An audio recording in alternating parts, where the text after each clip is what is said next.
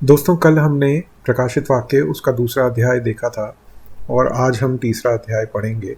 दूसरे अध्याय में हमने देखा कि प्रभु यीशु मसीह अपने स्वर्गदूत के द्वारा जो 4 कलीसियाएं हैं उनको क्या कहते हैं, और आज हम बची हुई 3 कलीसियाओं के बारे में पढ़ेंगे। कुछ लोग ऐसा मानते हैं कि ये कलीसियाएं जो हैं वो डिफरेंट चर्चेज़ हैं डिफरेंट समय में। जैसे कि जब कलीसिया शुरू हुई तब से लेके 200 साल तक पहला चर्च था, फिर 200 से 400 साल तक दूसरा चर्च, ऐसे करते करते, और जो 7वां चर्च है वो अभी 1800 से चल रहा है, जिसमें हम अभी रह रहे हैं, जिसका हम भाग हैं, जो विश्वासी लोग हैं। तो उसमें हम जाएंगे जब ये सातों पूरे हो जाएंगे। तो उसके बाद चैप्टर 4 शुरू करने से पहले मैं एक चार्ट आपके साथ शेयर करूंगा जिसमें दिया हुआ है कि सातों कलीसियाओं के लिए क्या कहा स्वर्गदूत ने, क्या अच्छी बातें थी, क्या उनके विरोध में कहा, उनसे क्या शिकायत थी, और उनको क्या प्रतिफल वादा किया गया कि यदि तुम उभरोगे, इंग्लिश में शब्द है ओवरकम्स, ही दैट ओवरकम्स, तो उनको क्या मिलेगा। तो इसके बारे में हम आखिर में बात करेंगे। आज हम जो अध्याय देखेंगे तीसरा, उसमें बचे हुए 3 कलीसियाओं से स्वर्गदूत प्रभु यीशु मसीह के क्या कहता है, प्रभु यीशु मसीह क्या कहते हैं स्वर्गदूत के द्वारा, उसको हम पढ़ेंगे। और यहाँ पे इस तरह से लिखा है। इससे पहले हम प्रार्थना कर लेते हैं। पिता परमेश्वर, मैं एक बार फिर धन्यवाद करता हूँ आज के दिन के लिए, इस समय के लिए प्रभु, आपके वचन के लिए, और पवित्र आत्मा आपके लिए कि आप हमारे शिक्षक हैं और वचन के सही अर्थ को समझने में आप हमारी मदद करते हैं।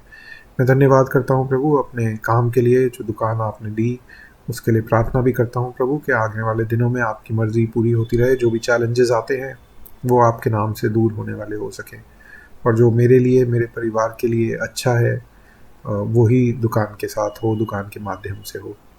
पिता परमेश्वर, एक बार फिर वचन के लिए जो आज हम पढ़ते हैं, मैं प्रार्थना करता हूँ कि प्रभु हम उससे सीखने वाले हों, और उन कलीसियाओं को जो संदेश मिला वो संदेश आज हमारे लिए भी है, तो हम उससे सीख सकें और अपने जीवनों में उन बातों को याद रखें और उनको अपनाने वाले हो सकें। ये प्रार्थना प्रभु यीशु मसीह के नाम से मांगता हूँ, आमीन। दोस्तों, प्रार्थना जब हम करते हैं तो मैं कोशिश करता हूँ कि जो बातें मेरे दिल में हैं उनको भी मैं आपके सामने प्रकट कर दूं। जैसे मैं अपनी दुकान के लिए कभी प्रार्थना करता हूँ, कभी अपने व्यक्तिगत जीवन के लिए प्रार्थना करता हूँ। तो मेरे मन में ये आता है कि मुझे बोलना चाहिए या नहीं, या खाली वचन के लिए प्रार्थना करनी चाहिए। लेकिन कहीं ना कहीं मैंने इस बारे में पहले भी बात करी है कि मेरा ये एक तरह से विश्वासी लोगों से बात करने का एक ज़रिया है, ये जो वीडियोज़ हैं। तो इनमें मैं उन चीज़ों को बोल देता हूँ प्रभु के सामने, और आप सबके सामने भी, जो बातें मेरे दिमाग में चल रही होती हैं। तो उसके पीछे ये वजह है।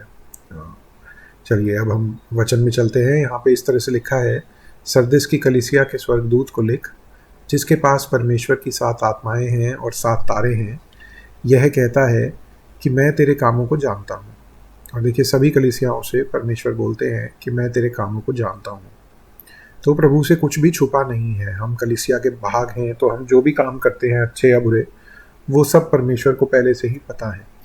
सरदिस की कलीसिया को खास करके बोलते हैं कि तू जीवित तो कहलाता है पर मरा हुआ है।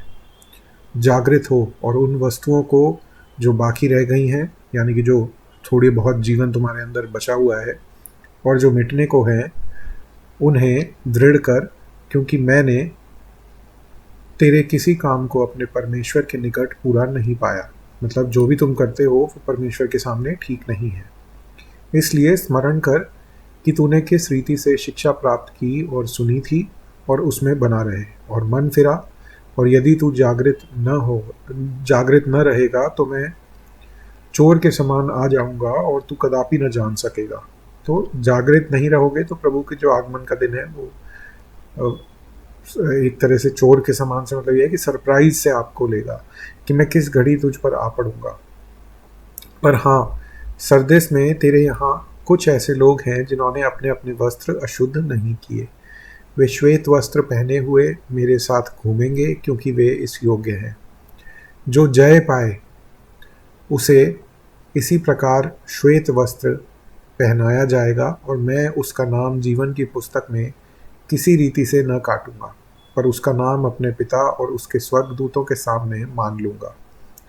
जिसके कान हो वह सुन ले कि आत्मा कलीसियाओं से क्या कहता है।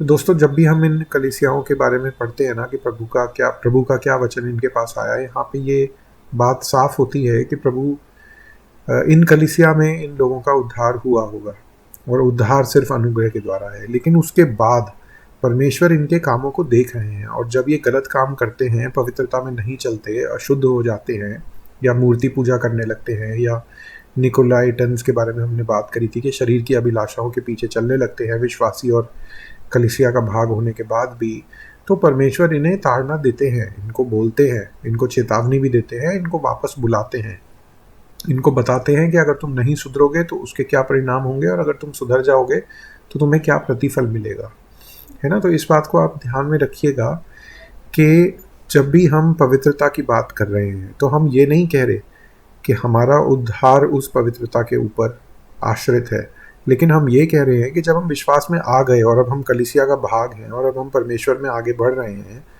तो कुछ पवित्रता हमारे विश्वासियों के बीच में होनी ज़रूरी है। हम उन लोगों की तरह जीवन नहीं जी सकते जो परमेश्वर से बाहर हैं, जो विश्वास से बाहर हैं।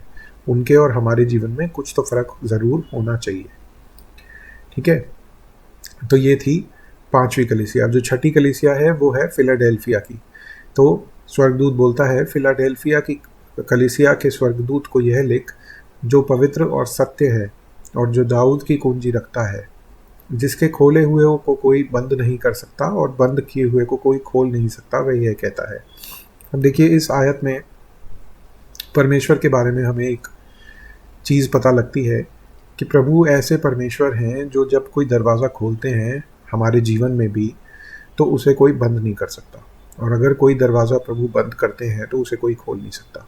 और इस वचन को मैं अपनी प्रार्थनाओं में भी याद रखता हूँ, और जब भी प्रार्थना करता हूँ तो यही बोलता हूँ कि प्रभु, आप जहाँ मेरे को ले जाना चाहते हैं वो दरवाज़ा खोलिए, और जहाँ आप चाहते हैं कि मैं ना जाऊँ उस दरवाजे को बंद कीजिए, ठीक है। तो ये बहुत अच्छी आयत है, ये याद रखने वाली आयत है। इससे प्रोत्साहन मिलता है, इट्स इनकरेजमेंट मिलती है कि हाँ, मैं विश्वासी होने के नाते अपने पिता परमेश्वर से ये प्रार्थना कर सकता हूँ, और वो मेरे मार्ग को उस तरफ मोड़ देंगे जहाँ वो चाहते हैं कि मैं चलूँ। मेरी गलतियाँ जहाँ मैं करने वाला होता हूँ, उस रास्ते को वो ब्लॉक कर सकते हैं।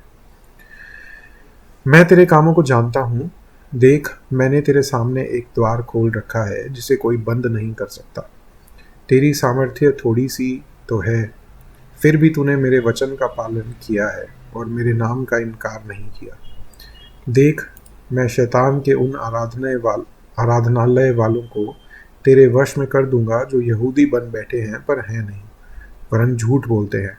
मैं ऐसा करूंगा कि वो आकर तेरे चरणों में दंडवत करेंगे और यह जान लेंगे कि मैंने तुझसे प्रेम रखा है। इसके बारे में हमने पहले भी बात करी थी, जो शायद ये उन्हीं की बात हो रही है जो जुडाइजर्स हैं,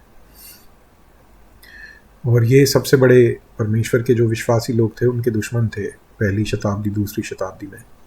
तूने मेरे धीरज के वचन को थामा है, इसलिए मैं भी तुझे परीक्षा के उस समय बचाए रखूँगा जो पृथ्वी पर रहने वालों के परखने के लिए सारे संसार पर आने वाला है।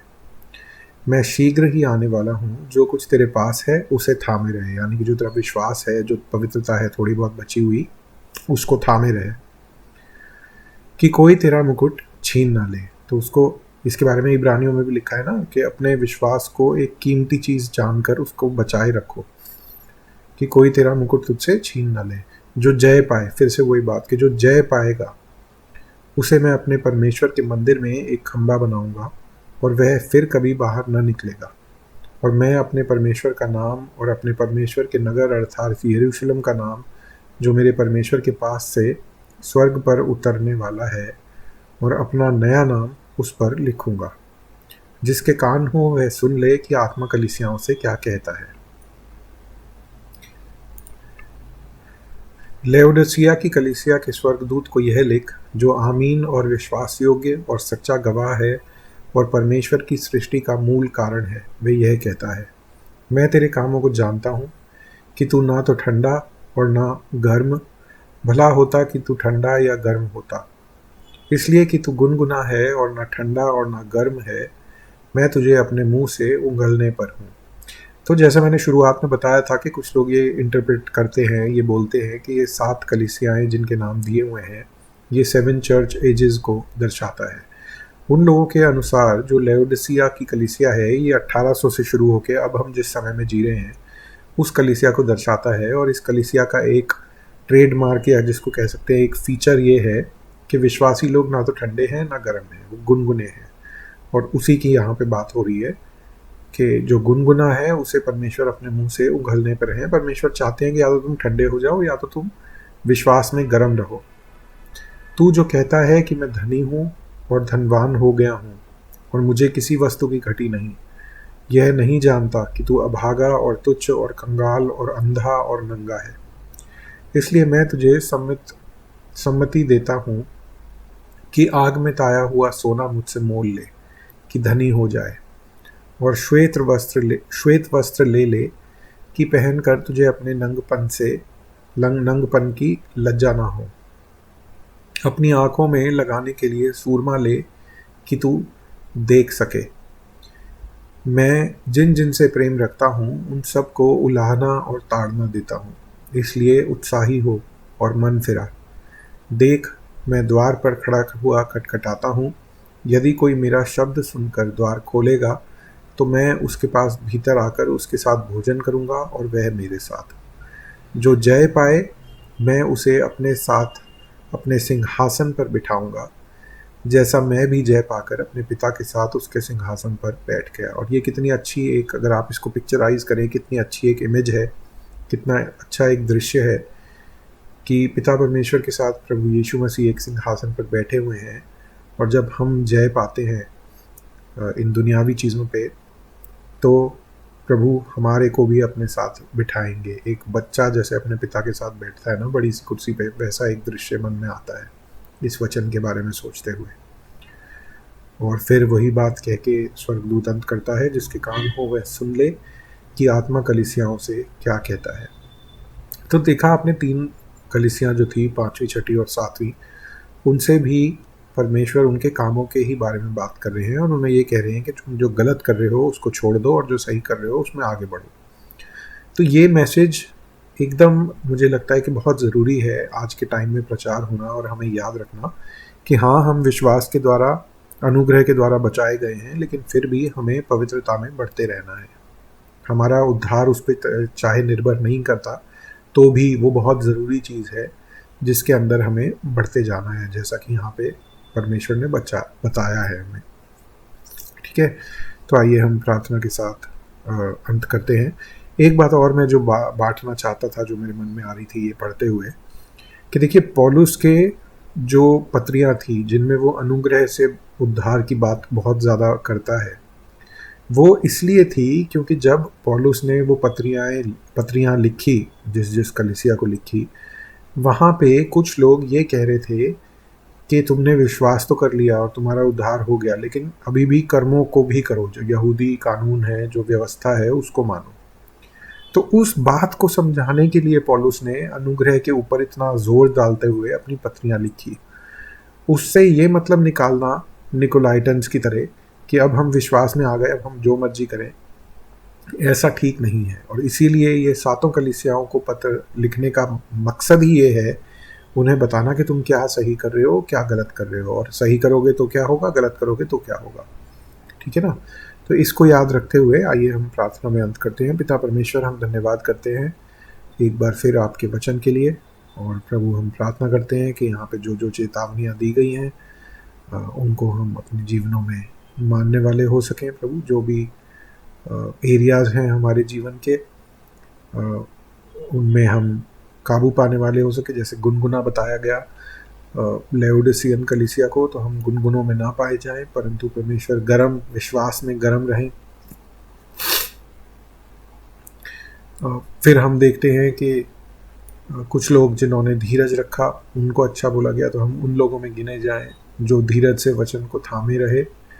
और प्रभु, कुछ लोग ऐसे थे जो गलत शिक्षाओं के पीछे चले गए, तो प्रभु हम उनमें से ना हो, और प्रभु सही शिक्षा को पकड़कर बचे रहें। पिता परमेश्वर, मैं धन्यवाद के साथ ये प्रार्थना प्रभु यीशु मसीह के नाम से मांगता हूँ, आमीन।